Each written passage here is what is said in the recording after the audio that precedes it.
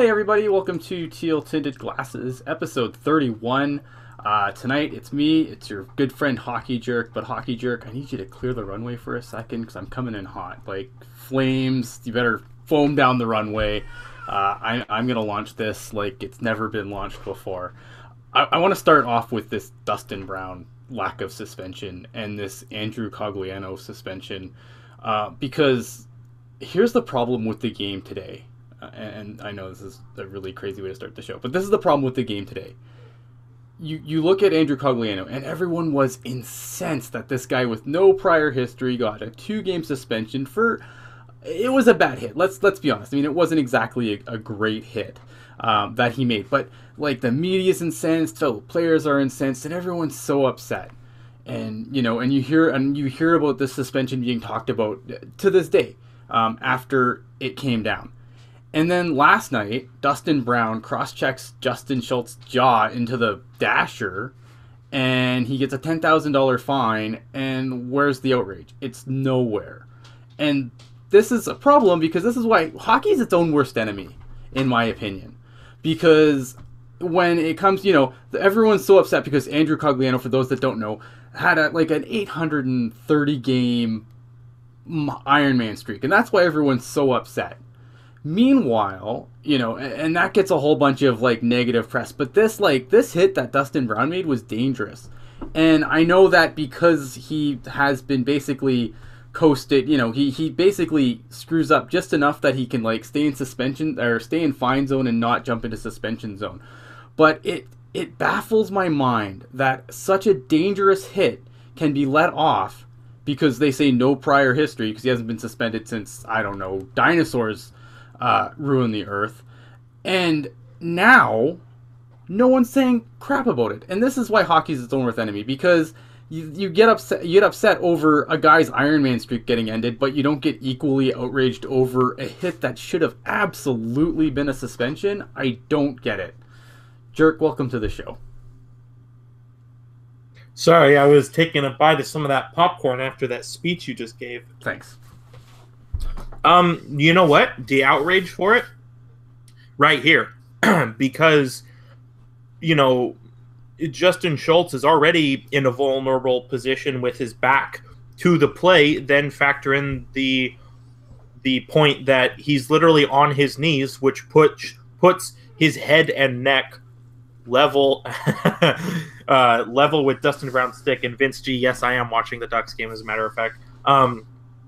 But, it's a blatant target of Justin Schultz's head, and if you're in Dustin Brown's position, you're supposed to let up, and he didn't. So the fact that he got a fine, it's expletive. Yeah. Because I don't want to swear on this show, but you know what? The NHL and their Department of Player Safety is crap, and it's a sham, and they need to figure it out because they keep screwing up these really simple processes. Right, and it surprises me because, if you were a quote unquote enforcer and you punched guys' faces in for a living, that's got to be a hit that you still don't want to see in the game of hockey. I don't know who looks at that hit, regardless of what your stripes are as far as fighting or contact in the game is concerned. I don't know how anyone looks at that and says, yeah, that's sucks to be him because he was on his knees.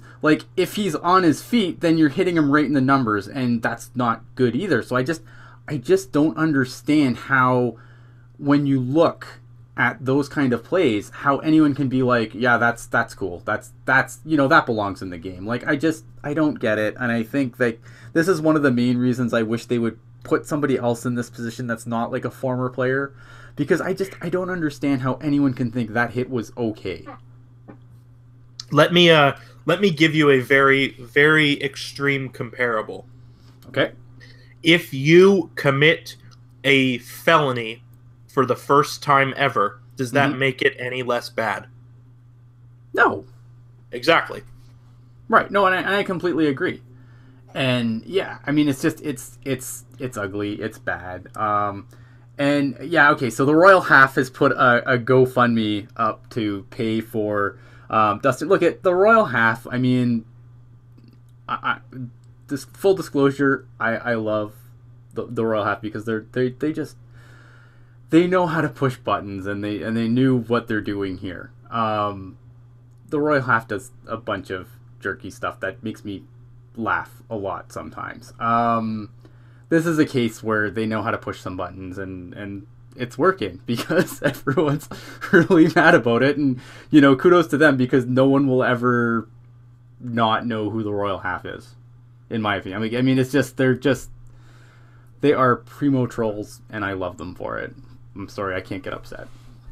Yeah, they despite the fact that they are an LA Kings blog, they do put out some funny content at times. But I'm almost certain that this money for Dustin Brown's fine will end up in the hands of a charity organization at some point. Right, and that's kind of like that's what I think too. I really don't think that this should be taken at face value. This will be something that ends up in a charity's hands, and I will never, regardless of what jersey said fan is wearing, I'm never gonna crap on money for charity.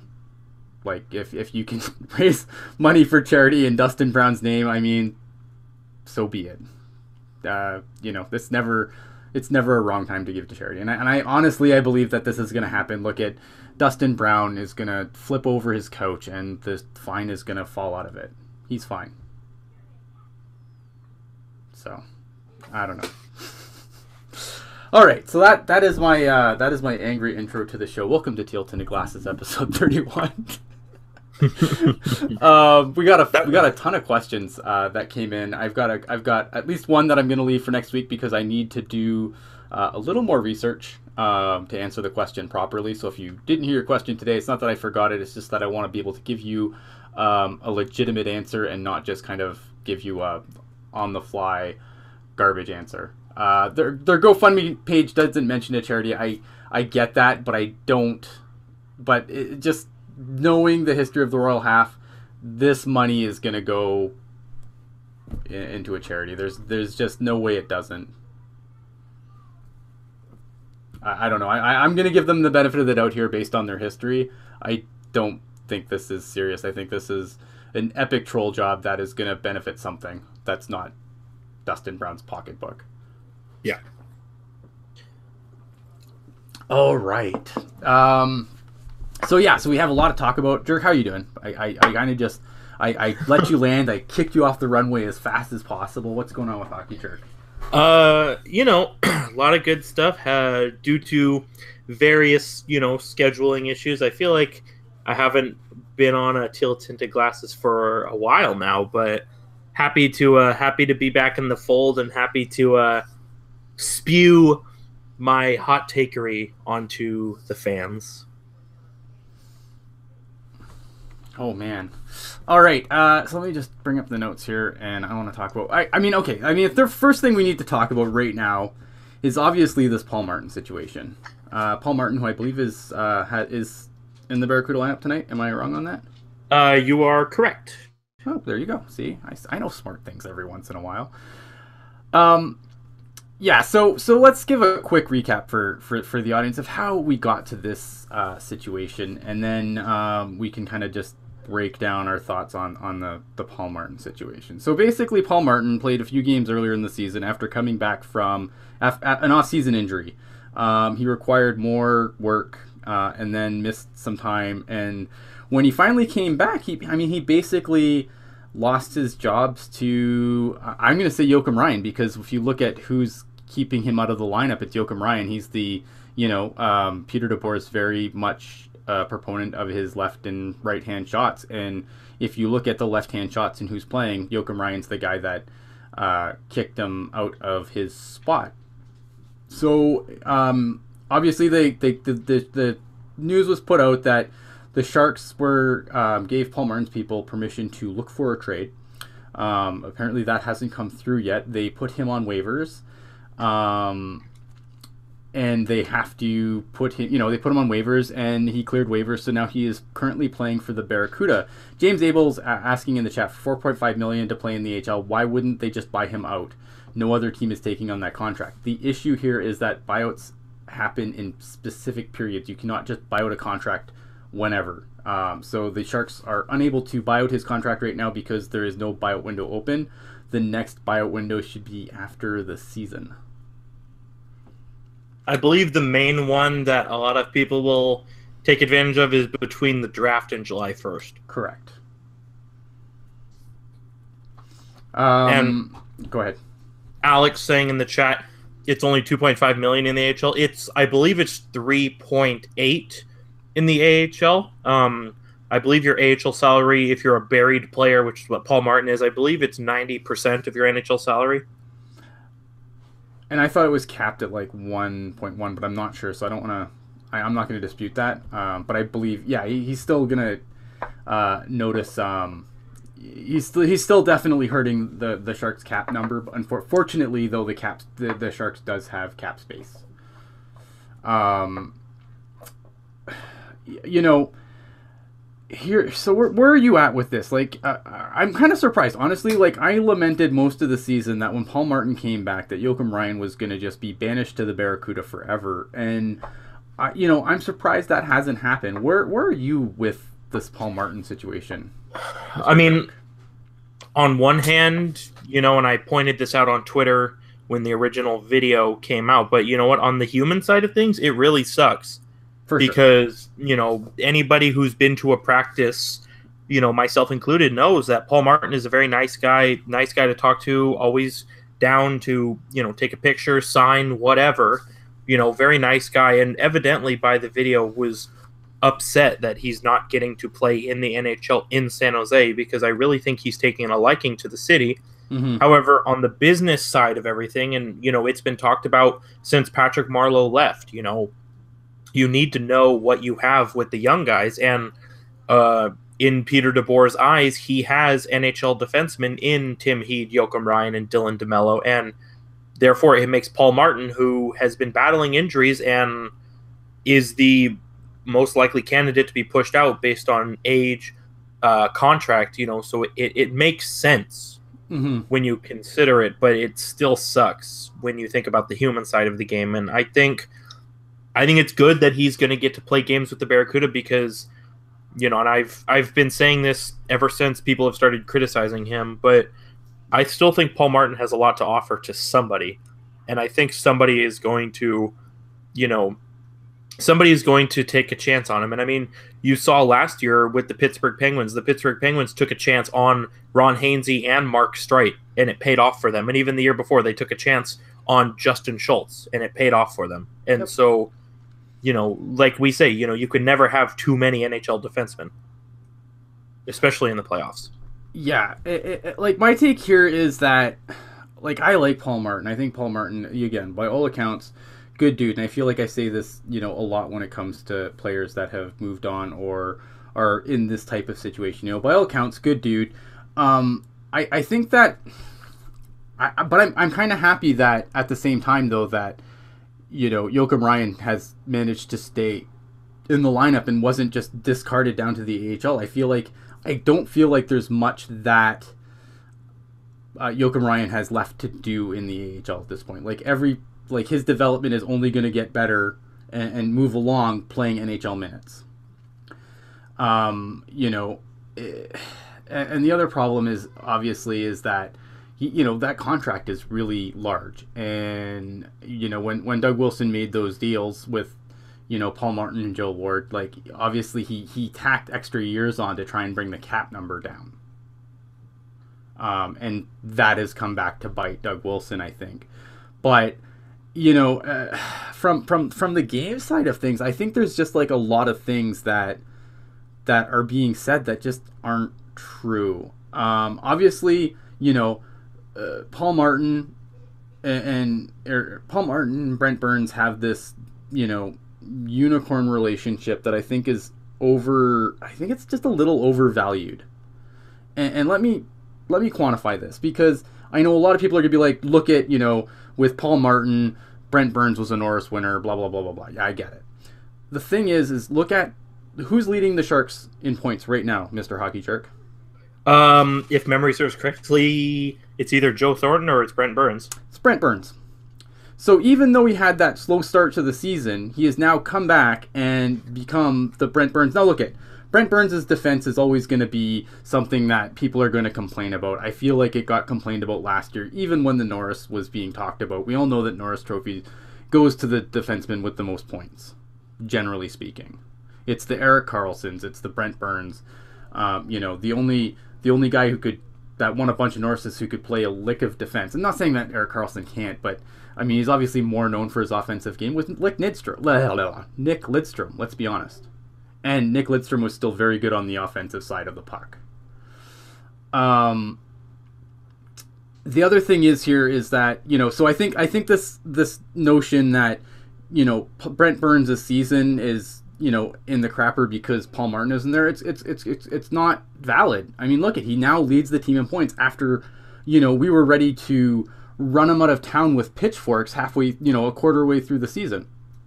And now he's leading the team in points. So, is the Burns-Dillon pairing being something that, has been something to watch? No, it's been awful. But I feel like Joakim Ryan, because he had that slump at the start of the year, that was more bad luck than anything else. I think, what was his shooting percentage? It was something ridiculous. I mean, PDO was going to balance out. But, I think Joakim Ryan's taken a bad rap because Burns was so slow to start. And every time I see that pairing back together, it's been really good. Yeah, and I think even Burns' slow start, I think that's even given Brendan Dillon a bad rap, because I've liked the Dillon-Burns pairing. I thought at times it was the best pairing out on the ice. And then Morocco323 saying Paul Martin can't play until he's 47. Burns needs to learn to play without him. I agree. Yep. 1,000%. And, this is the problem with this team, is the last 3 years Brent Burns has led the team in points because he's such a dynamic offensive option, even from the blue line. But look around the league, and save for the Ottawa Senators, like, your top defenseman doesn't lead your team in points. You need a stud center. You need a goal scorer. You need your forwards who are signed and played to score to be your leading point guys. If Brent Burns only has, in 82 games, if Brent Burns only has 40 points, that's still more points than most defensemen. And I feel like the Norris Trophy and, back-to-back 70-point seasons have sort of made Sharks fans jaded in a way where they expect the world from him when they probably shouldn't. Right. I mean, guys are going to have down years. Like, that's just, it's happened. We see it all the time. Brent Burns got off to a slow start. Some of it was luck, but some of it, and I've been a big proponent of this. Like, at some point, when is Brent Burns responsible for Brent Burns? When is it okay to say, maybe Brent Burns just needs to play better and stop worrying so much about who he's paired with? And that's been something I've kind of harped on all year. And I just, I don't know. I feel like looking back on it now, like, I know Mike Nevs in the chat just said, like, he's got 7 goals and leads an awful team in points. They're still a playoff team. I don't know about awful. They're still a playoff team. They're not a great team, but I don't think, they're not the Arizona Coyotes either. Well, not yet. Not yet. And Sleepy Mofo was saying, someone said somewhere that Ryan is playing more confidently now that he knows how to play with Burns. Burns is not an easy guy to play with. So I mean, there is some aspect that you do have to look at your partner, but at some point, like when he wasn't scoring, you had to look at Burns, because maybe you might want to stop taking the same shot every single time that is going to get blocked at this point because people have tape. Yeah, well, and Sleepy Mofo saying we can't criticize Burns because he's been the best player on the Sharks. We can criticize Brent Burns, and we have, because like we said, he was not up to par at the beginning of the year, and he deserved a lot of the criticism. And even now, every time he goes for a starfish defensive posture trademark, like that, like you don't learn, you don't play peewee hockey and as a defenseman say, okay, now if you're in a 2-on-1, just lay on the ice like a damn snowman. And Sleepy Mofo says sarcasm. Well, still, I'm passionate about this, Sleepy Mofo. Yeah, we're angry today. Yes, we're very angry. And you saw Ian flew in like a plane that, On fire, you know, crashing, on fire. Yeah, it's landing one of gear those not days. working. It's Friday. It's Friday. Yeah, It's exactly. different from our normal Thursday. That's right. We're a little more angry on Fridays. I only have one monitor right now. I can't see any tweets, but I will check it out. Sharks have recalled Troy Grosnick. Whoa. So maybe Mr. Martin Jones isn't doing okay. Or maybe Aaron Dell has been traded. Oh, wow. My head is exploding. I've got a hat if you want to throw all of your theories and speculations into it. Wow. Okay, so you know what? Actually, that's a great segue though, because I think we need to talk about Martin Jones, Aaron Dell, because what would be a show if we didn't talk about Martin Jones and Aaron Dell? I still it's very interesting because Peter DeBoer came out yesterday and said that Martin Jones has been perfectly healthy. And Jones to the IR. And then Paul Gackle, our buddy, Paul Gackle, came out on Twitter yesterday and said that Martin Jones has a noticeable limp. And now he's obviously been put on the injury reserve.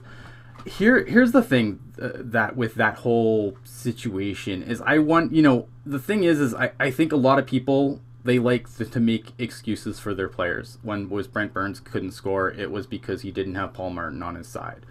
Martin Jones just isn't good because he's playing through something. I don't know if Martin Jones has been playing through something. Okay, I'm not in the room. I don't know if Martin Jones has been playing through something, or if he just hurt himself last night and it just happened to be coincidentally when Peter DeBoer said he's been healthy this whole time. I don't know, and I think that people should keep an open mind that this is a possibility. I don't know if Martin Jones has been hurt this whole time. Would I like to say, yeah, that, great, because that's why he's been less than stellar. I don't know. I mean, what's your thoughts on this? Do you think that there's been an injury this whole time? I didn't see the game yesterday, full disclosure. So did you see anything in the game yesterday that might say something? I didn't really see anything in the game yesterday, but there have been a couple of instances, notably the game against the Arizona Coyotes last Saturday, the 6-5 game, where Martin Jones, for lack of a better term, made a very lazy attempt at trying to stop the Coyotes' third goal. And okay. I hate to use the word lazy because he's a professional and he's signed that big extension 7 months ago, but there have been a lot of instances, even going back to, I can think, like March of last season at the earliest, where there were times where he just seemed to have no desire or no ability to stop a puck. And I'm wondering if there might be, if it's not a physical thing, maybe something mentally going on with him. Mm-hmm. And, as we've seen, I believe in the playoffs a few years ago, I want to say it was Ben Bishop. Ben Bishop was supposedly injured and tried to play, but every time he would slide from side to side, he would pause and wince a little bit at that. Mm-hmm. And so I'm wondering if it's a similar situation where he's trying to power through something, but he just inevitably can't. Yeah, no, and I think that's an interesting point. I mean, to me, Martin Jones has been he's been a streaky goalie for us. This is one of his worst slumps, but I don't know. You know what I mean? This is one of his worst. This is one of the worst slumps I've seen him go through. But I just wonder if if it's just a slump and there's light at the end of the tunnel. If he with the Sharks calling up Grosnick, that's obviously a scary situation. You know what though, but this kind of leads me to something else though, because there's obviously the talk of how Aaron Dell should be the guy now, has never really gone away, and something that that my friend Chris, who's at Prospect Geek on Twitter, brought up was like, Martin Jones, when he was, when he really got his value up was because Jonathan Quick went down and he played something like 20 something games. Whereas, Aaron Dell's never really had to carry the load for the Sharks. And this is why I don't think that Aaron Dell has the trade value that people think he does. Because he's never really, yes, he's done good in backup numbers, but he's never had to step up and carry the team through a significant Jones injury. Yeah. So, this could get really interesting because now you're going to see, is Aaron, I think we're going to see what Aaron Dell's really made of, if this is true. Something else to consider here. Troy Grosnick, if I recall correctly, requires waivers to go down. Ooh. I need a captain. So, I believe that to send Troy Grosnick down, he has to go through waivers due to his age. So now, do you keep 3 goalies? Do you risk waivers? Do you trade somebody? There's a lot of moving pieces to consider. That's a really interesting point. I'm trying to find Mr. Grosnick here. Yeah, Grosnick has no waiver protection. And that's the thing is, I thought at first that he didn't because he's only started 2 NHL games, but I do know he's 28, and after a certain age, you get waivers regardless of. It's either 25 or 26. After a certain age, after a game, you're waiver eligible. Yeah, and that's the same thing that happened to Melker Karlsson. Like, Melker Karlsson played like 12 games and then had to go on waivers because he was, of age. And so, as much as we've been saying it's time for Dell to show what he has, I think it's time for Grosnick to show what he has too. Because he's going to be in the NHL unless the Sharks risk him on waivers. Could they... I wonder if they could call him up on an emergency basis, though. And Vince G saying the same thing. If it's an emergency, then yes, he could. It would be then he wouldn't have to go on waivers. But I don't know if it's an emergency or not. And Zach is the only one who said anything, so maybe he doesn't have all the details. Yeah, I mean, it's definitely gonna be something that's gonna need to unfold. I don't think that the Sharks are incredibly high on Troy Grosnick, to be completely honest with you. Like, I don't foresee a situation where, even if Dell's gone next year, I don't foresee a situation where Troy Grosnick's the backup next year. Like, I really, he's been outperformed by Bibo for most of the season. As by the numbers, I haven't been able to watch nearly as much Barracuda as I did last year. I don't know what the future is for Grosnick, to be completely honest. Like, I don't know if the Sharks would view losing Grosnick on waivers to be even that big of a risk. Well, and you bring up a good point too, and I wanted to mention it at some point tonight, but if you look back, Antoine Bibeau's been starting a lot of games. Mm-hmm. And there have even been instances like tonight where Antoine Bibeau is the starter and Parker Gahagen is the backup while Troy Grosnick is scratched. Right. The question is, of course, and that's the other interesting wrinkle with the Barracuda, though, is now that he was not given a spot on the Olympic team. I don't know what happens with Parker Gahagen either. Like, I don't know how solid that situation is, because without being on the Olympic team, I feel like the Army can just call him up and say, "Yo, dude, you're going here." Yeah, exactly. So I've tried to kind of get into that and try and figure that out. I can't really get that many clear answers. It just sounds like it's a day-to-day thing where basically someone's going to have to make a decision eventually on whether he can actually, because he's still, last I checked, he's still on an ATO, correct? Yep. So if, at some point he's going to have to get the green light to either sign or get back, or have to go back to the Army, and I don't know. I haven't really seen any clear information on that. It seems like everyone's kind of just like, well, this is going to happen or this is going to happen. There's no solid backup. Could Bebo be a backup to Dell if Jones goes? I don't think Dell's going anywhere. I really, really don't.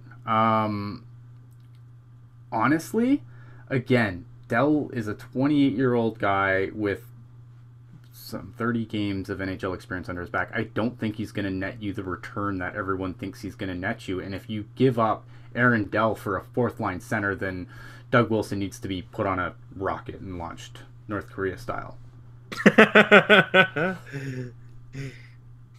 Like, I don't think that Dell has the value that everyone thinks he does. That's just my opinion. I find, like, that age group of backup goalie generally nets you a fourth, maybe a third if you're lucky. Well, and to kind of play devil's advocate to the optimists, if you will, Cam Talbot was 28 with minimal games played when Edmonton traded for him, and Cam Talbot has been a stud since he's been there. I think Edmonton fans would disagree with you this year, but yeah, I mean, it does happen. But I mean, that was the price of sometimes the market does weird things, and that was just the price of a goaltender at that time. Well, and when you consider how many goalies were available too, right? And it just seemed like everyone was overpaying for the guy they wanted. I thought that Eddie Lack got traded for too much. Robin Lehner got traded for a first. Right. I mean, it's not to say it never happens. I just, some of these guys have some sort of, whether it's just prospect pedigree where, everyone's waiting for them to finally live up to expectations. Hi, Malcolm Subban. Or, you know what I mean? Like, sometimes I feel like this is what happens. Like, sometimes with goalies, like, whereas Aaron Dell's done everything the hard way. He worked his way, he's got an ECHL contract, got an AHL contract, got an NHL contract. I mean, no one's ever looked at Aaron Dell like the next big thing. And you have to watch because this is the age where goalies especially generally peak. Yep. So do you want an Andrew Hammond situation? You just have to hope that a team hits the panic button. Right. And wants him. And not that Scott Darling is a bad goalie, but I feel like Carolina overestimated how helpful Scott Darling would be for them. Right. I mean, it seems like there's always this backup goalie that goes, and I think Antti Raanta is a bad example because of how just injured he's been this year, and nothing like for all the talk about how terrible Arizona is. I mean, at some point something has to go your way, and in Arizona nothing's gone their way. Right. Period. Like, I don't think that they're a great team, but nothing is broken their way. They've lost, they've had Hjalmarsson out for a long. I mean, Hjalmarsson just came back. Jacob Chikrin was out. They've suffered injuries. Antti Raanta was injured, and then they had to rely on Louis Domingue before they got rid of him, which is just a recipe for disaster. It's sometimes things have to just break your way a little bit too. I think, a great example of that last year was the Maple Leafs, who really didn't suffer any significant injuries. And everything just kind of went their way, and they had that big playoff series against the Capitals where they went to 7. And now this year the Atlantic's just garbage, let's be honest. But I think last year, I mean, that was a big part of the Maple Leaf success was everything went their way. On top of, having some good young talent. But, again, no significant injuries, no things like that. As far as Martin Jones go, like, I really hate that the fan base is broken down into this Jones versus Dell nonsense. Because I feel like, I know Sportsnet did an article on it, but this controversy, like this talk of controversy, this is fan created. Like, this is, and now the media is, like, starting to have a little fun with it. But this, like, if you ask Peter DeBoer who his starter is, if you ask Doug Wilson who his starter is, it's Martin Jones. There's no controversy. Yeah, well, and that goes back to locker cleanout last year when they asked Doug Wilson about the expansion draft, and he said, "Well, I can tell you with confidence, we're going to protect Martin Jones." And it's like, okay, no crap. Right. Yeah, obviously. Apparently Ryan Getzlaf just got hurt again. No, he's on my fantasy team. Do I still have room in my backyard, Felix? For you, always. All right, so let's move on from this because I feel like we've beat this dead horse over and over and over again.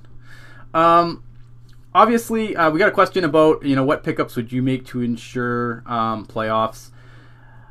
So obviously, there's two names that obviously immediately come to most Sharks fans' minds, and that's Mike Hoffman and Evander Kane, who have both been rumored to be linked to the Sharks. I think the answer is internal. Yeah, which is really unfortunate. I mean, you bring in a stud player, and it doesn't change the fact that the bottom six is underperforming. I mean, right. Yeah, literally, 10 months ago, Jannik Hansen was the key to everything, and he has 0 goals in 26 games this year. Right. Not doing enough. Joel Ward, who scored 21 goals the year the Sharks went to the Stanley Cup final, has 3 this year, not doing enough. Kevin Labanc couldn't hit the net if he was a boat and the net was water. Here's the thing with Kevin Labanc, though. I want to jump into on Kevin Labanc in a second here because I know people are really down on him. But Kevin Labanc, last I checked, I believe now again the Sharks' scoring is not exactly amazing this year, so maybe I shouldn't get too excited. But I feel like he's like 6th in scoring on the team. Like his passes are something like the kid can pass. Like the kid can make plays. Yeah, and that's the thing is Kevin Labanc does have a stupid amount of assists. Yes. However, I don't know how many of them were primary though. That, and you know what? 4 years ago, Kevin Labanc led the entire Ontario Hockey League in goals. More goals than Mitch Marner, more goals than Connor McDavid, more goals than Dylan Strome. Right, and with Andrew Mangiapane as his wingman, like he was never, he wasn't like Dylan Strome was playing with Connor McDavid. Yeah, and Alex he still DeBrincat. scored. Yeah. And, that, explosive goal-scoring prowess has just not found its way to the NHL. And, I mean, yes, assists are nice because it means your teammates are scoring goals, but... You're having you're having a net positive impact on the ice, I feel like. And I think that's something here. Like, I'm just bringing it up now. Kevin Labanc is 6th. He has 4 goals, 18 assists for 22 points. I would like to see Kevin Labanc buried in that, but it's not like he's been completely, he's got points in half the games he's played. Right, and Felix, too, bringing up something that I was thinking the exact same thing as well. Brett Hedican mentioned on the game last night how Labanc, especially on the power play, was sliding down the right side more and taking more shots, and as soon as he said that, I saw Labanc do it on 3 separate occasions, so I think he's starting to pick up on the fact that he needs to shoot more, but I mean, sooner rather than later, it'd be nice for him to start netting some goals. Well, and that's the thing, right? Because I mean, this is a thing. If this is a confidence thing, well, guess what? Your AHL trips are over. You can't go to the Barracuda anymore to regain your confidence and find the net for 6 games again. Like at this point, he's gonna have to figure it out in the NHL, or he's gonna wash. And Maracco's making a great point. Obviously, I'm not expecting Kevin Labanc to carry the team at 22 years old. I don't think that's the expectation here. I just feel like with a guy with, the scoring upside that Labanc has shown over time, he just needs to take more shots. There's times where Kevin Labanc, I don't know why, he just hesitates for no reason and then ends up having to pass. Yep. And I just want him to see him kind of regain the confidence to just take that shot. That's my beef with Kevin Labanc. And especially in the NHL, you can't always look for, the perfect shot. And you hear Brett Hedican and you hear Jamie Baker on TV and the radio say it all the time whenever somebody scores. One of the first things they say is he doesn't dust it off or anything. He just shoots it right away. Mm-hmm. And that's the thing is if, you can have 10 quality shots and maybe a couple of them will go in. But if you have a high volume of shots, yeah, they may not be the best shot, but over time, you shoot the puck enough, it's going to go in, and the more shots you take, the more saves the goalie has to make. 2017 Timo Meier begs to differ. No, but I completely agree though. I think the problem, Kevin Labanc, I'm not as down on him as other people are. I think, look at, lineup positioning is something, Kevin Labanc's going to need some help. He's not going to carry a line in the NHL, I don't think. So obviously that now that he's been kind of relegated to the bottom six at times, I mean, that's difficult obviously to overcome. But he still gets opportunities. I think he's got to be a guy who can prove he can score without Joe Thornton. Yep, and he's in the same position that Hertl has been in the last 3 years. And correct.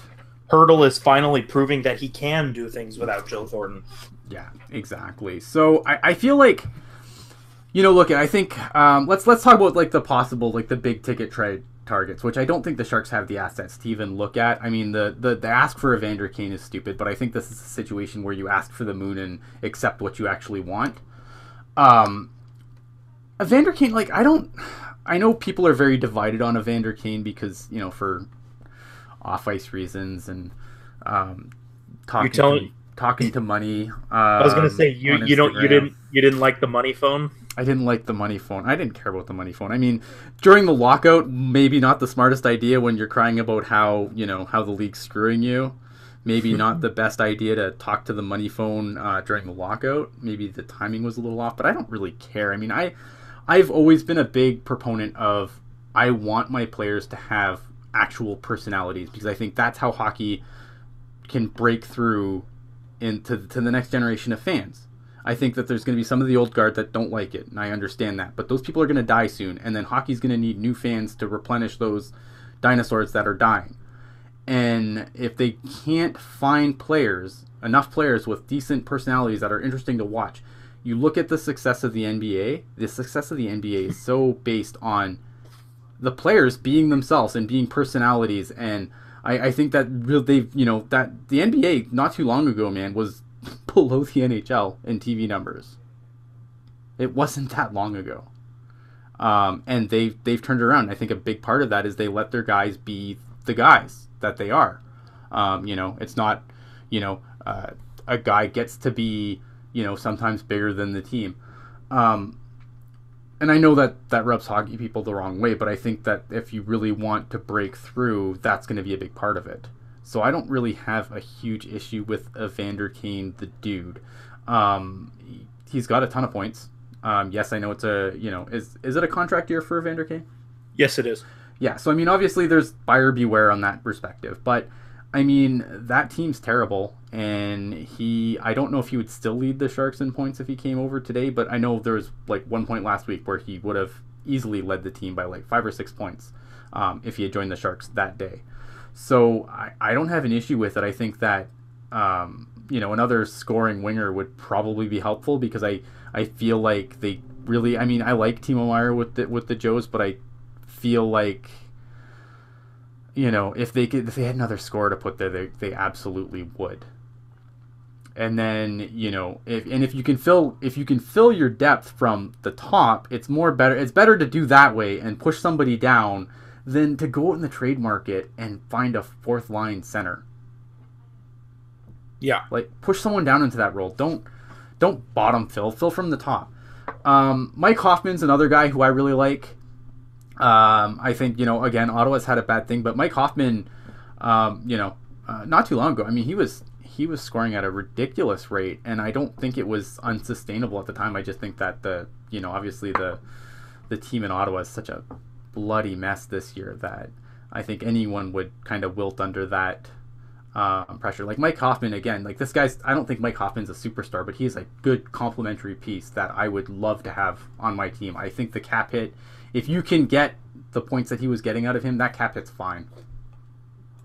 Yeah, and I like Mike Hoffman, and he is what the Sharks theoretically are looking for. I mean, he has shown he can be an explosive goal scorer, and the Sharks saw that in the game they played against Ottawa. Yeah. And, thing is, too, I don't think Ottawa is necessarily going to trade him only because it appears, at least in my eyes, it appears that he and Matt Duchene have finally found some chemistry. Mm-hmm. And so I'm wondering if Ottawa will be hesitant to make that trade, especially if memory serves correctly. Mike Hoffman has a good chunk of years left, and I don't know why you would sacrifice 3 years left on that deal. Exactly. I don't know why you would sacrifice somebody on who's so good on such a low cap hit just because you're having a, below average, season that is probably not an indicator of where your franchise actually is, because Ottawa's in that list of teams like Arizona and, like, as much as I hate to say it, like the Montreal Canadiens, mm-hmm. who should be better than they actually are. Yeah. Yeah, I agree. It's going to be interesting to see what happens in Ottawa because, obviously, it's interesting because with an owner like Melnyk, you don't know what he's going to do. Like, you don't know if he's just going to sell players just to get rid of salary either, though. That's the problem, right? Yeah. Sleepy Mofo says Michael Grabner, which is, I mentioned that yesterday. I was going to say, that was that you mentioned that the other day. 20 goals this year. All of them are 5 versus 5, which is very good when you consider that the Sharks literally suck at 5 versus 5 hockey. That's true. And Rob saying the Sharks should sell then buy. I think the Sharks can do both. I think they've got some pieces. Nervous. Yeah, I mean, it's a fair thing to get nervous about, but I think they have some pieces that they could get rid of, and I think they could stand to bring in some pieces. Like Jannik Hansen, I'm sorry to say, is not helping this team. No, he's been a healthy scratch so much that what are you going to do, right? Here's my problem, and Skylar is bringing this up in the chat, is these guys, all these guys are going to come at a price that, how do the Sharks match that price? And that's other teams. Yeah, and other teams actually have worthwhile assets to give up. Right. Whereas I don't think I look at, we've seen crappy players go for stupid things. I mean, we picked up Roman Polak for a second-round pick. We picked up Jannik Hansen for Nikolai Goldobin. Right. We picked up Nick Spalling, I believe, for a second-round pick. Hey, Nick Spalling was great, though. Okay. Regardless. We traded... the Sharks got rid of Douglas Murray for a second-round pick. Addition by subtraction at its finest. Absolutely. So, this idea that, that none of these assets, that none of these guys that the Sharks have that are kind of on the fringe roster are going to get you anything, I wouldn't be surprised, because, again, think of at the trade deadline, you're not paying the whole salary. That salary is prorated. So, now, yes, I know Paul Martin does have another year on his deal, and that cap number is not pretty, but a team, might throw caution to the wind, pick him up for a pick, maybe a third or a second, because we've seen guys move for that before, and then deal with the repercussions in the summer if they think that they can really make a run. San Jose retains some salary, whatever. And I also think the Sharks have cap space that they can take on. They can also take on a bad contract for some assets as well. Yeah, that maybe. And we've seen it too, where teams are willing to take on bad contracts in order to get a higher draft pick back. I mean, Correct. You look at literally Detroit was so desperate to give up Pavel Datsyuk's contract that they gave up the draft pick that was Jacob Chychrun. So, and I don't know. I mean, I said on Twitter a while back that I could see the Pittsburgh Penguins be interested in Paul Martin again, but even then, when you look at their decor, yeah, he would be a fit for them, but it still means that you're healthy scratching a big money guy on the regular. Right. But I wouldn't be surprised. Oliver Ekman-Larsson gets brought up. I don't believe Ekman-Larsson's on the block. I refuse to believe it. Until I see a trade go down, I don't think it happens. Right. Would they love to get rid of that Jason Demers contract? Absolutely. I don't think that there's anything to the Hjalmarsson stuff either. I don't know why this is a team that would want to, basically gut their defense. They're just... The Coyotes are so close, in my opinion. I don't know why you would gut that decor. I agree. And I mean, Ekman-Larsson is having a bad year. He's obviously going to turn it around. You said Jalmerson. You said Demers. I mean, Demers is Mhm. not awful, but he's okay. But And not you at that have cap hit. not at that cap hit, no. And then you have Jacob Chikrin. I mean, that's a solid, you know, believable, if you will, top four. Antti Ranta, I think, can be a starting goalie, and more they've got more young roster players and prospects than most teams even If can Dylan Strome learned comprehend. how to skate, Seriously. that I mean that's really the one thing that's holding them back, right? Is I think that Dylan Strome, they always say that the one thing you can teach is skating.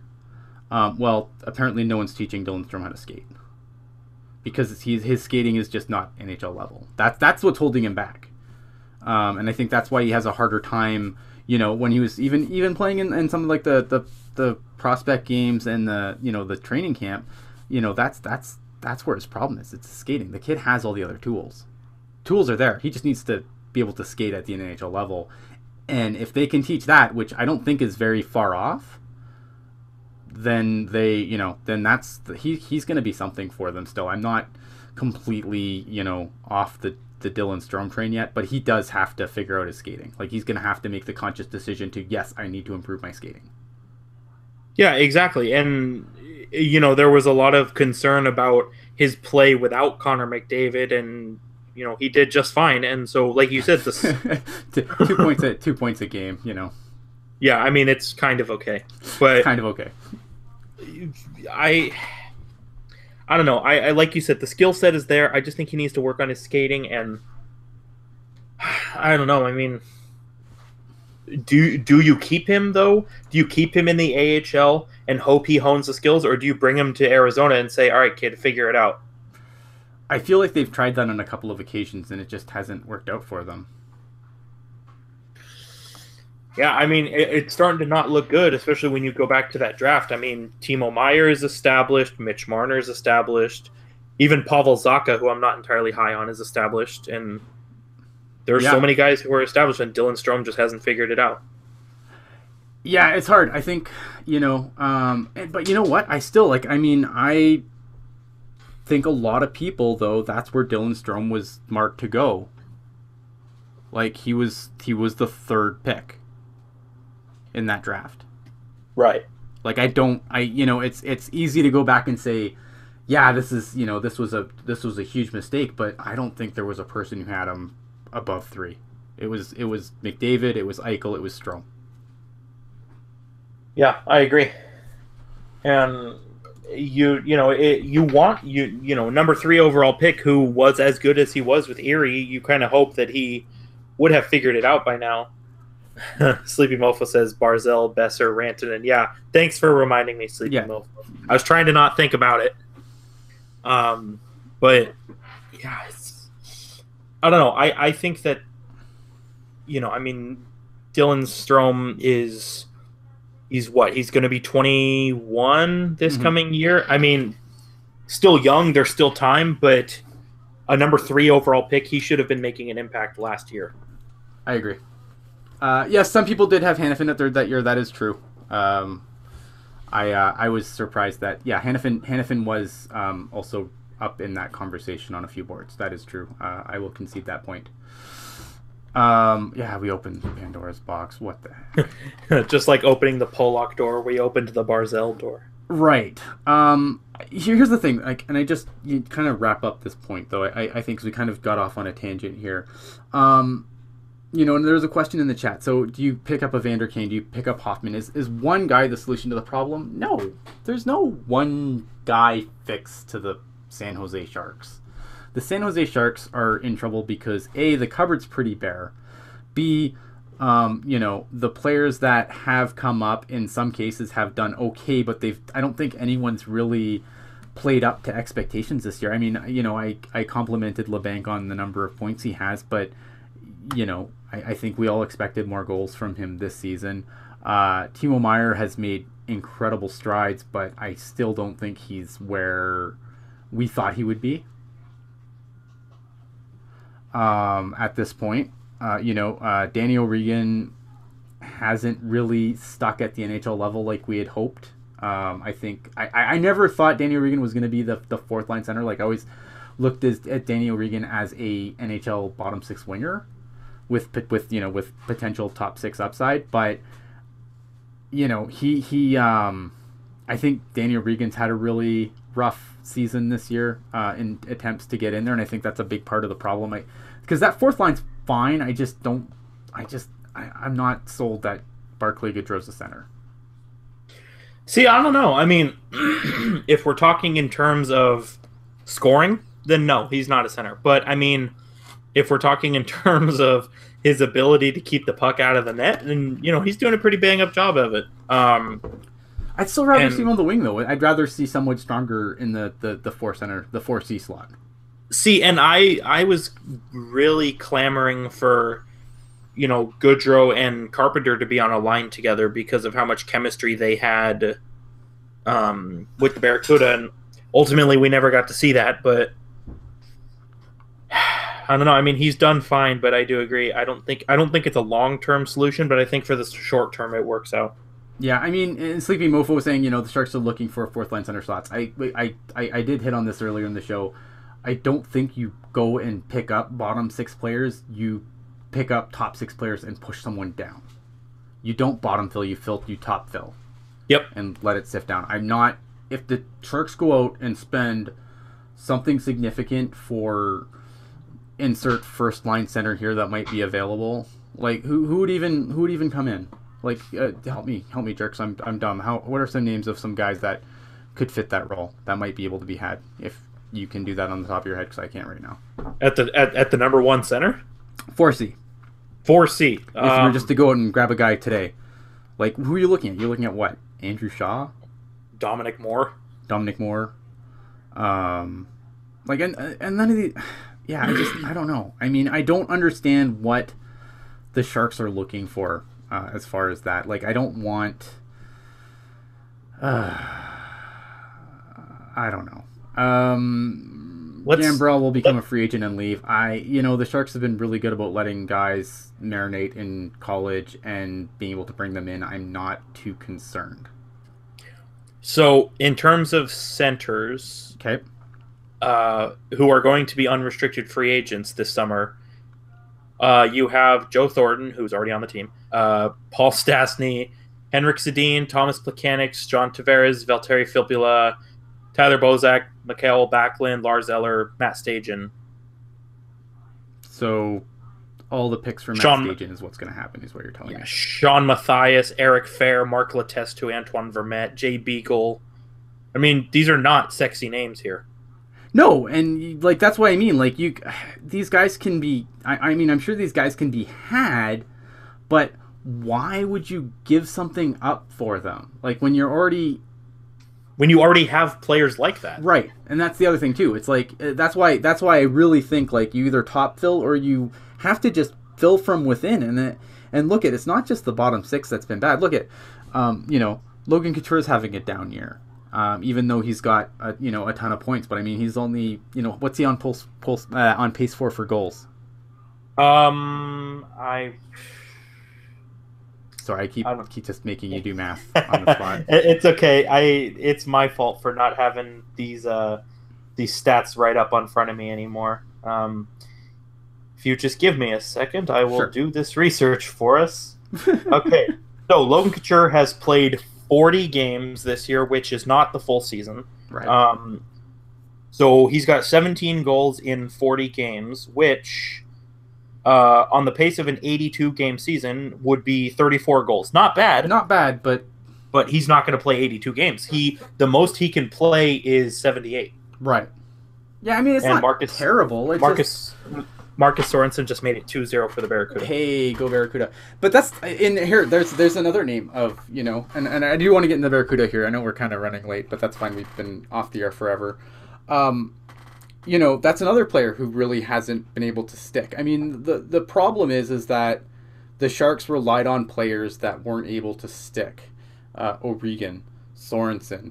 Those I think are two of my biggest examples. Ryan Carpenter, obviously, they didn't feel like Ryan Carpenter was there. So they put him on waivers because they have 800 Ryan Carpenters in the system. Yep. To be, maybe I'm going to be the hockey jerk now. Sorry. We should probably go to court or something. Four paws up for hockey, says Pavelski with a question mark. What about him? Let us know what you would like to say about Joe Pavelski. Joe Pavelski's not having a good season. The fact that he somehow doesn't know how to shoot the puck anymore. The fact that he skates like a... Joe Pavelski has 9 points in 44 games. Or 9 goals, sorry. He has 30 points, obviously. He has 21 assists, but he has 9 goals. It's been across the board. I mean, there's problems up top where guys haven't been where we'd hoped they'd be, but the problem is at the bottom because the Sharks went on the path this year, and I don't begrudge them the path they went on. They know what they have now, and now this offseason they can decide what they're going to do when you know that, okay, Danny O'Regan, do they still feel like Danny O'Regan's close after this season? I don't know. I'm not in the room. But, guys like Marcus Sorensen, they're going to at least go into this offseason, I think, with more of a plan, whereas I think this year the plan was just to see what they had. And to their credit, they've kind of stuck to that. And they've moved out other players. I honestly think that if they can find a buyer for Jannik Hansen at the deadline, he's gone. Paul Martins is gone. Please. Paul Martin's likely gone. I think if, depending on where they are in the standings, if they can find a good deal for Joel Ward, he's probably gone too. So, it really depends on where they are come the deadline. I don't think the Sharks are going to be making any serious moves, though, because, they don't, again, like I said earlier, I think sometimes, guys get moved for value that can be truly surprising, and I think that you could still get something for some of these guys, but it's not like the Sharks have, the Sharks aren't going to be in on any of the big players unless they're moving serious future pieces, and that would just be, in my opinion, a mistake. Well, and if you recall the year the Sharks missed the playoffs, where there were a lot of people saying, oh, this team is so close to a playoff spot, why didn't they trade for any help? And I remember Todd McClellan, he said, have our on ice results dictated us being worthy of a trade for a playoff run? And it was true. That team was just not good enough for the playoffs. And I mean, I still think this team can make the playoffs, but I'll be honest with you right now, and you can feel free to fill my DMs with all the Penguin Ducks fan fiction you want, but I will be surprised if the Sharks make it out of the first round.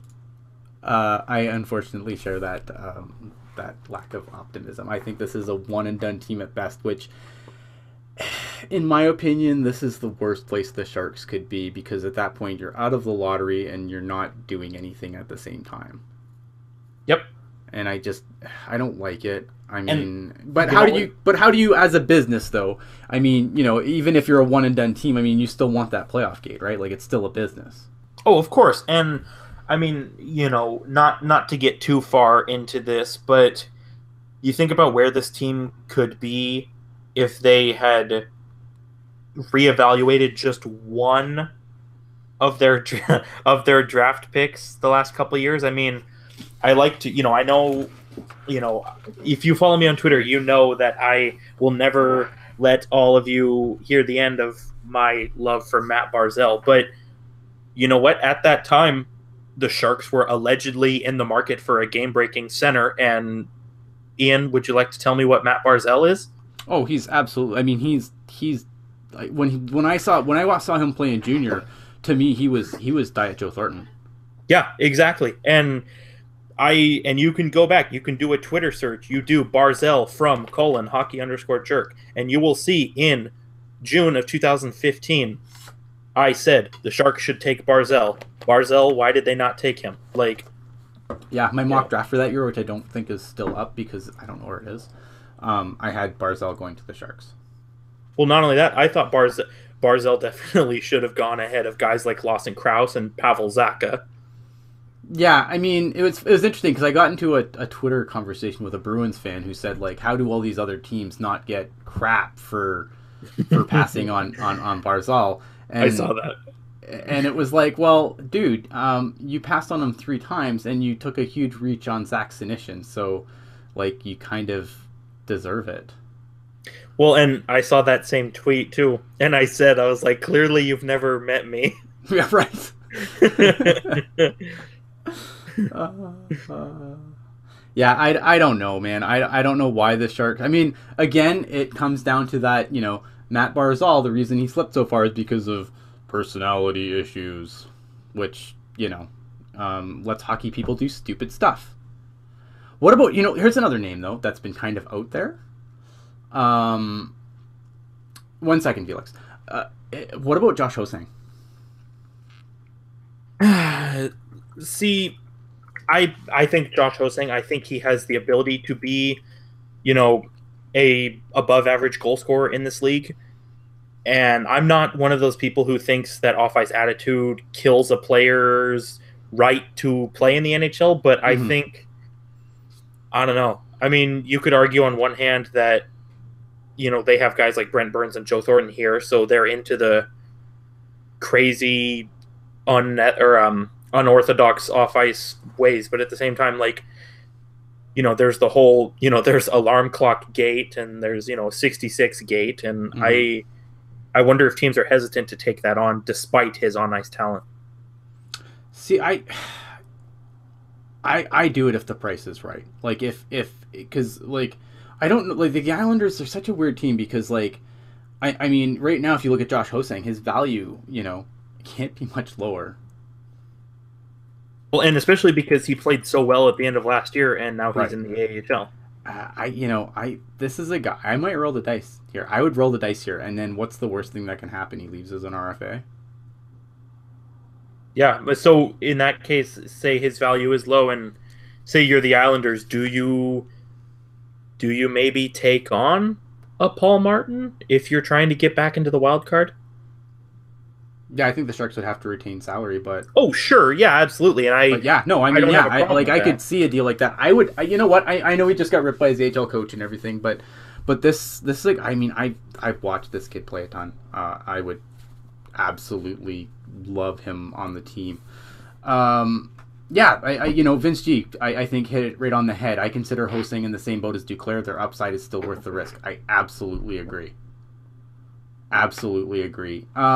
Felix asked a question, and then I want to talk a little bit of Barracuda and get us out of here.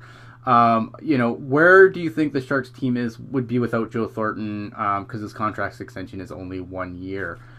This team is screwed without Joe Thornton. I was going to say, if they didn't have Joe Thornton, they would be worse. They would be way worse without Joe Thornton. I think for all the slings and arrows that Joe Thornton has gotten this season, the Sharks would be so much worse without him.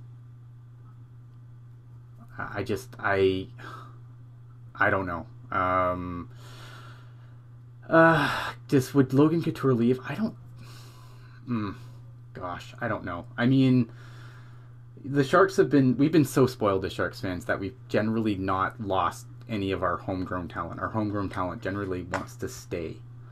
So I don't see a universe where Logan Couture ups and leaves. But if the team is in complete disarray, Jumbo leaves, and then the team is completely in the toilet, I don't know. There's a good chance that maybe you can't put enough zeros behind that number to keep Logan Couture around, and that would be bad. And I don't want to talk about it because that's just doom talk that doesn't need to be.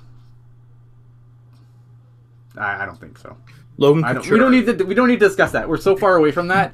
We're just not discussing it. Logan Couture is going to sign with the Penguins and play on Crosby's wing. Oh, shut the hell up. That's it. Okay. Jerk, what's the Barracuda been doing? Because I'm so out of the loop. I feel bad. I'm bad. I feel bad. The Barracuda have been doing okay.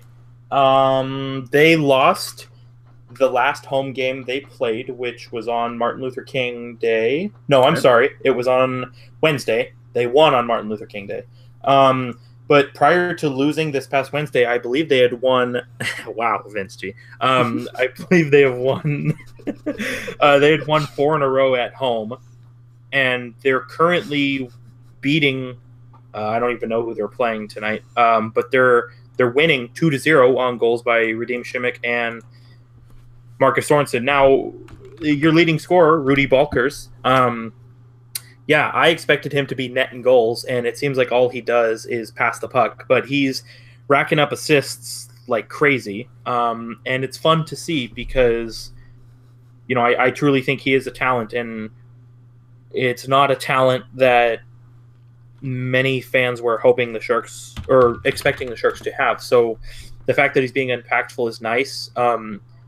It seems like Middleton and DeSimone have finally got things under control. They're back paired together. They're on the top pair, no less. Mm-hmm.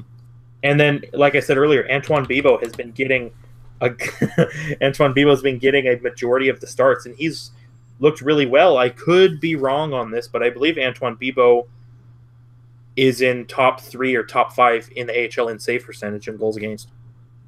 That is AHL All-Star Antoine Bibeau to you, good sir. Exactly. How about Sandberg? Because this is a guy who came in with a lot of fanfare. What's your take on Sandberg so far this season?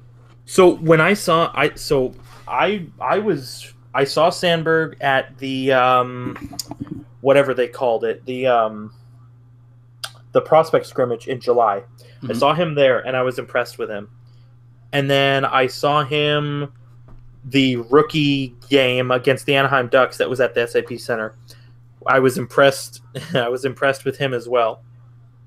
And then there were a couple preseason games I saw him in, and I was impressed with him there. But lately, he's been kind of like he hasn't. Like he hasn't been awful. He's not hurting the team by any stretch, but I mean, he's not being that kind of, discount Marcus Sorensen that I had called him earlier in the season. He's not really tearing things apart. I mean, right. He's got, 10 points in 28 games, which is not bad, but it's not what we were hoping for. And I mean, you have Marcus Sorensen, who's been riding the scooter between the two locker rooms all season, and he's still close to point per game. And O'Regan and Haluka have cooled down, but they're still doing well. Like I said, Balkers is doing really well. But this is a team that's severely lacking in goal scoring, and their record shows for it. I mean, despite winning 4 straight games at home, they're last in the Pacific Division with a winning percentage of .514. Right. Yeah, Pacific Division seems to be quite hellish. How's our good buddy Adam Haluka doing? Adam Haluka, I mean, like I said, he's kind of cooled down a bit compared to the beginning of the year. But, myself and Zach and Kevin have all said, Adam Haluka has come in this year. He's harder on the puck. He's more physically mature, and his game has reflected that. And I believe he went on a stupid, ridiculous point streak towards the end of last year, but I believe he's around the same pace that he was on last year, and he's scoring a good amount. I would like to see him be over point per game just because of how good he started out. Yep. But even then, I mean, 20 points in 34 games, again, not bad when you consider that the Barracuda are statistically the worst team in the division. Yeah. I think that the major problem with the Barracuda is obviously the D-core. I think if they're the one thing is if you trade Paul Martin, and say you lose a couple of defensemen, I don't know what the Sharks bring up, because I don't think there's anything from my limited viewing of the Barracuda this year. There's nothing down there that feels like they deserve a sniff of the NHL. Like, I mean, where are you at on the defense core? I mean, like Middleton and DeSimone as the top pair has been good. I think I was expecting Shimmick to be discount Tim Heed, and he's sort of begun to scratch that a little bit. Sure. I would like to see him unload his bomb from the point a little more, but I mean, he's been really well. I think the biggest issue here is Jeremy Waugh being hurt again. Yeah, because that's obviously bad. Jeremy Waugh, like the games leading up to his injury, Jeremy Waugh was the Barracuda's best defenseman. Like, he was in on the scoring. I recall one instance, he was on a 2-on-1, and the Barracuda didn't score, and then he was the first guy back to cover the odd man rush the other way. Like, that's the Jeremy Waugh that the Sharks and the Barracuda need, and that's the Jeremy Waugh they were getting until he got hurt.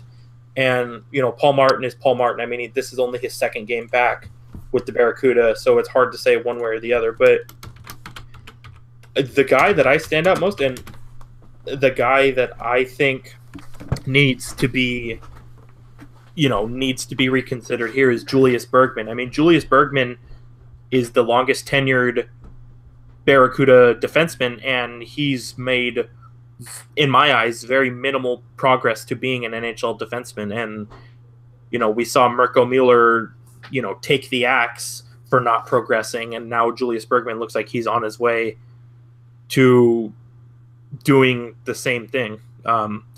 Cheryl in the chat saying that Paul Martin looked okay in the game at SAP Center. That's good to hear. Yes, obviously for the trade prospects, but when you consider, again, this Barracuda defense is very suspect at best, I think that the Barracuda need all the help that they can get. Well, Ian has stepped out, so I guess if anybody else wants to provide anything, any questions or anything, please let me know in the chat. Let's see. Rob saying he hopes Grosnick can capitalize on the call-up. I hope so too. I think, he paved his way in the AHL a lot, especially last year. And I mean, he is 28, so it's kind of now or never for him. But I'm hoping that he can maybe become an NHL backup somewhere. But only time will tell. I mentioned how Julius Bergman appears to be running out of time here. Yeah, I think that's fair. I think, man, that's, again, I mean, that's just, another pick in the 60s, the top 60. That's just not, working out, which is really frustrating. What else am I seeing in the chat here quick? Yeah, I think, how's Paul Martin looked actually with the Barracuda? Have you seen any of Paul Martin's Barracuda play?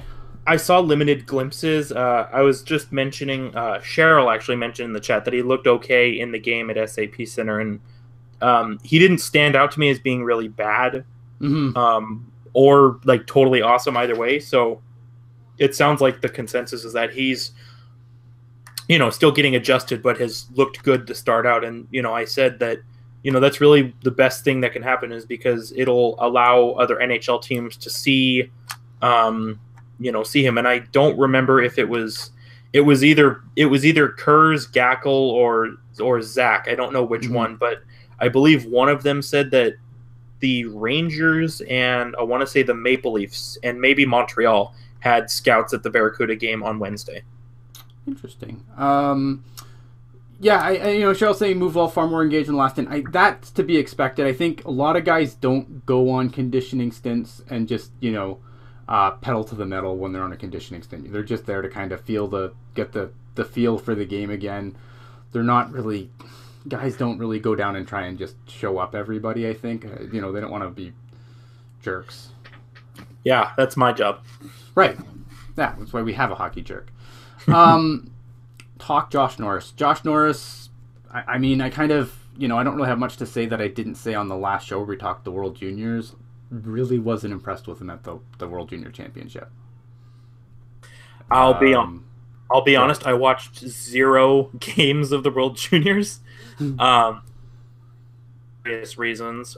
So I'll have to take your word for it. But I mean, 12 points in 19 games with the University of Michigan it's not really anything exciting when you consider that he, with the under 18 team last year was point per game in 61 games, and the same thing in the USHL, he was 26 and 25. So this is a guy who's going to get crapped on because of where he was drafted, and it's probably not fair because I just don't think he has the ability to meet the expectations that where he was picked piled on him, and that's not his fault. That's the Shark scouting staff. I will say this though, if he somehow turns into like a game-breaking top 6 center, then we are going to be eating it for the rest of time. For the rest of time. We'll just shut it down. Change our names. Yes. Instead of Hockey Jerk, it'll be Hockey Nice Guy, and I'll just be the happy Greenland robot, and And we'll start a podcast that's totally different from hockey. Right. Or we'll do hockey, just another team. We'll be like, I don't know. Coming up next on Penguins Live. Not a chance. But yeah, no, it's not that I dislike Josh Norris. I just dislike where he was taken.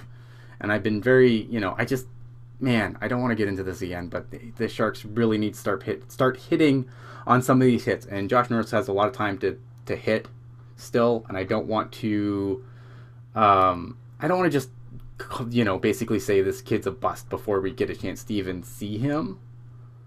I just wish the Sharks would take just a teeny bit of more of a risk in the first round and look at some game-breaking talent and guys that aren't necessarily 6'10". We all know who I wanted the Sharks to take. Right. This little 5'10" kid. Yeah, who just so happened to lead all draft eligible prospects in points. Right. And to be fair, I didn't really think Yamamoto had a great tournament either. But again, this is something I've said many times. The World Junior Championships is a really small sample size, and I feel like it really overly impacts a player's value. Yeah. Or devalues it. Like, you talked about Lawson Krause going so high. I mean, after the World Junior, he was ranked as high as 5th. Oh God. I remember the Sharks were expected to take Lawson Krause, and I remember being like, just please no. No, please no. Don't do it.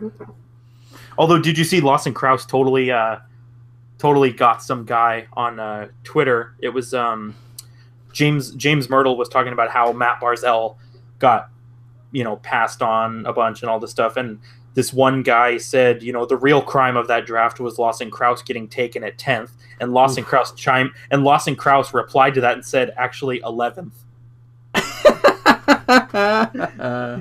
I love it. I thought the Flyers were going to take him and we were going to get a defenseman. That didn't happen. Oh, man. Sleepy Mofo, it's could have had, not could have had. Mm. Christine is hinting at something. Yeah, we'd look at... I'll wrap up the show on this. Obviously, we love doing this. Us not doing this has nothing to do with, like, me and Jerk aren't secretly sending, hate messages to each other through Twitter. We didn't kill Kevin. Kevin's still alive. See, what happened was Ian and I are both actually we're both actually wrestlers, and I pushed him off a ladder into 4 tables, and he's still mad about it. I'm pretty upset about it. No, look, it's just been scheduling. Honestly, it's been hard because my shifts went from day shifts to night shifts, which makes things even more difficult because I don't get home until midnight my time now. And then by the time I get home, like, I'm dead tired. The last thing I want to do is do a podcast. And it's been honestly schedule. Like, anytime where I've had nights that were available, Jerk can't make it, Jerk's available, I can't make it, or Kevin can't make it or whatever. So it's not that we don't want to be on, it's just that we've had trouble, because obviously we don't want to go head to head with our friends at Teal Town, obviously. So we don't want to go on after a game and make the audience choose a podcast. I'd never want that. So it is what it is. You can call my boss, Christine, but honestly, if I did not get moved to nights, I would have no shifts and I'd be in worse shape. So you can call my boss, but my family would not be happy with you. Felix wants to know if I secretly play as the Penguins in NHL 18. Actually, I haven't yet, but I've been getting bored with the franchise mode, so I think I might take on the Penguins and try and make them a dynasty. They're back to, they're like one championship away from being a dynasty. Yeah, right. But yeah, no, I mean that's just it. Like it's not for our lack of wanting to do a show. There's nothing going on behind the scenes. It's just been trying to make schedules line up, but we're doing our best. It's just obviously trying to work on. I love the chat. I don't want. I make coffee at Tim Hortons because sometimes you just have to do what you have to do. For those that don't know, in Ontario we just got a minimum wage increase.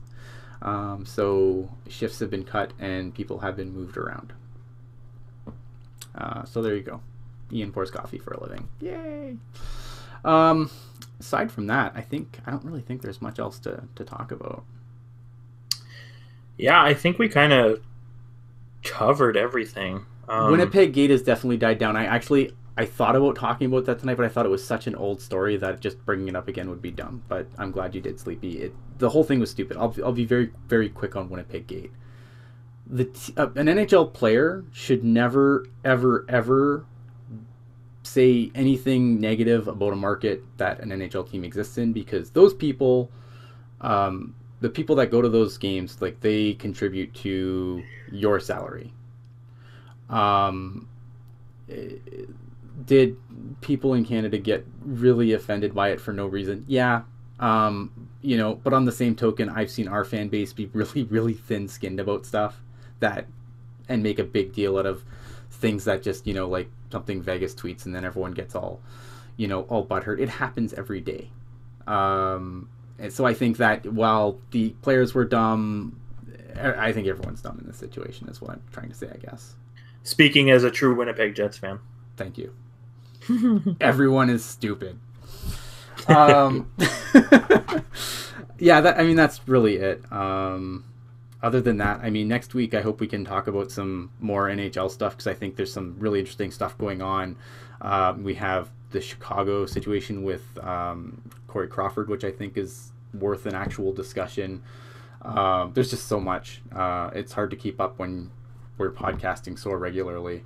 I will say I did enjoy the user influenced episode, if you will. Yeah, no, this was great.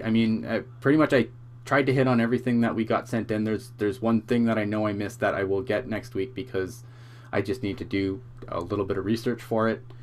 I didn't want to, if you take the time to give us a question, I want to make sure that we are doing our best to answer your question for you. So rather than just kind of shrug it off and be like, maybe, I want to know what I'm talking about. So, Marco's right. Players shouldn't be asked those questions, and players shouldn't answer those questions, and it's stupidity all around.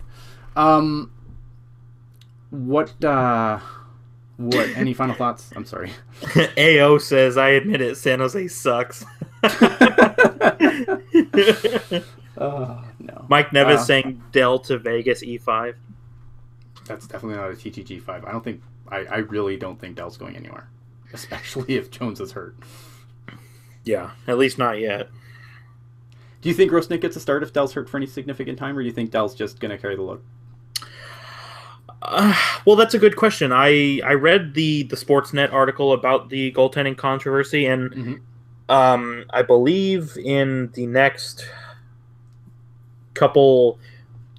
set of time leading up to the trade deadline, I believe the Sharks have like 4 back-to-backs. So if Jones is like really down, then he's going to have to. Interesting. Yeah, that's good. That'll be interesting to see. All right, final thoughts, Jerk. Oh, man, final thoughts. Well, you can follow me on Twitter at hockey_jerk. Listen, guys, could have had Matt Barzal, but it was not meant to be, so I will just forever accept that. At some point, you have to accept what you have. Yeah, Timo Meyer's okay, but I don't know. I just go back to literally the Sharks being in the market for a game-breaking center and passing on a game-breaking center. Like, it just makes my brain melt. Despite what all of the people in the chat are saying, I'm not a Pittsburgh Penguins fan at all. I certainly do not desire to one day have Evgeny Malkin's autograph. That's definitely not the case. Mhm. I'm almost at 500 followers, which is kind of a stupid thing to be exciting about, but it's interesting for me when you consider that a lot of the stuff that I generally tweet out, I personally think is kind of lame and dumb. So the fact that almost 500 people think I'm kind of entertaining is pretty awesome.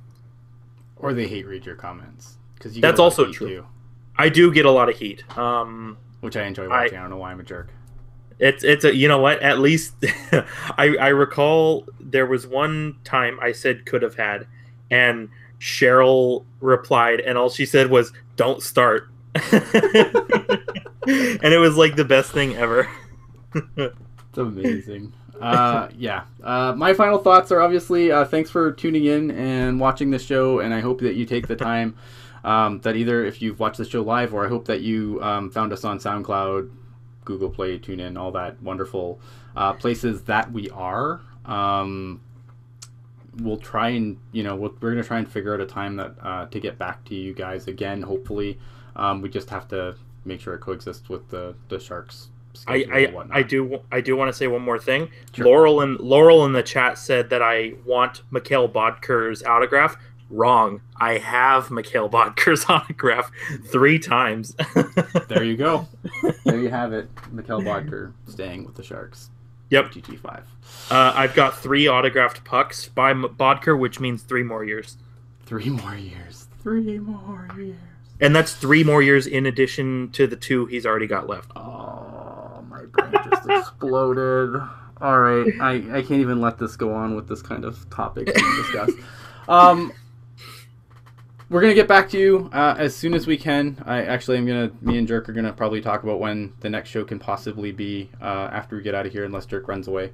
Other than that, though, guys, thanks for watching. Thanks for your questions. I mean, you guys did this show. We just kind of talked, and it was amazing. Hope to have you guys tune in, and, I hope to have some good news coming down the pipe soon. Not quite yet, so we'll see what happens. Have a good one, gang. Thanks for watching, and we will see you next time. Good night. And I gotta find the button.